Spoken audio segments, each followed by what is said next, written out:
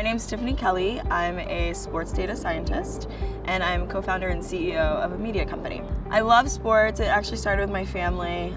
It was the bond that we had growing up. So my dad swam in college, my mom played basketball, my brother played basketball in college. So I actually grew up playing basketball, volleyball, and I swam. So I actually didn't like math that much growing up. My favorite STEM class was actually chemistry. Very random to my life now. I grew to love math after I kind of had the sports connection. So I was a senior in high school. It was my first ever internship. I was working with the New Orleans Hornets NBA team at the time. And I was supposed to be job shadowing the PR team, the public relations team. They stuck me with the stats guys because Will Ferrell was there that night, so they were super busy.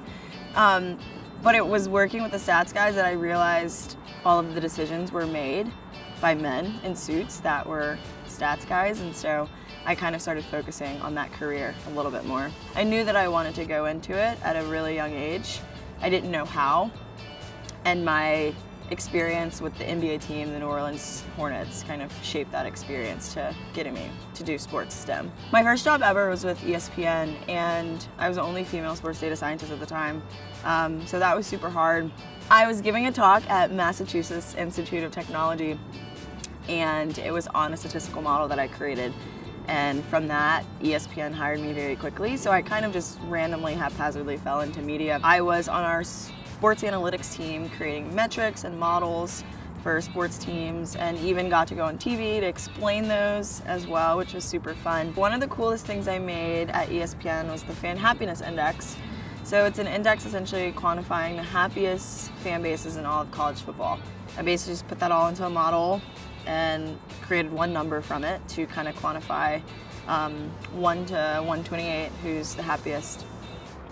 So at ESPN, I was actually the only woman of color in our entire department of about 400, 500 people. And so it's super tough to kind of navigate this industry when you are the only one that looks like you and not really having role models out there. So I kind of just had to hack it myself and figure out what worked and what didn't work. I hacked it by focusing on problems that people didn't necessarily pay attention to, and using my skill set to help find solutions for those. Anytime I have anyone kind of questioning my abilities, or if I can quantify something or put a solution into action, I just lean on my own understanding and trust myself.